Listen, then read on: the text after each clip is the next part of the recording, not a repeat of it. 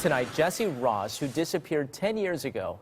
The Belton teen, affectionately known as Opie, went on a school trip and then never returned.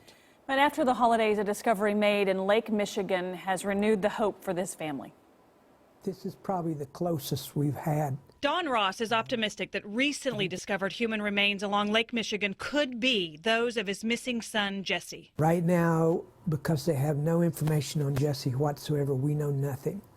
And that's nowhere to be for 10 years. The 19-year-old vanished while attending a model UN conference with his UMKC classmates in Chicago, fall of 2006. The possibility of Jesse being in that lake is very strong. Now, a decade later, a father and son, a few days after Christmas, came across the skeletal remains that are badly decomposed. The remains could have just washed up recently into the rocks, or they could have been there for several months and no one actually saw them. Ross has emailed the sheriff about his son, has alerted Chicago police and his own private investigator. If they determine that this is Jesse, then that's only the next step. It doesn't close anything.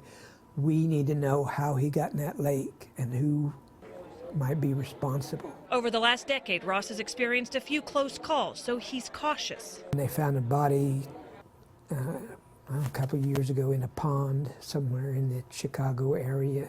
That wasn't it.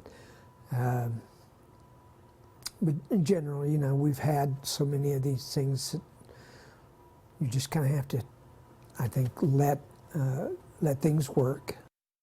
Each time wondering if it could be their son's body. Now, Jesse's father tells us that if this doesn't turn out to be his son, he plans to visit Chicago over the spring to distribute flyers again and make sure his son's case does not fade away.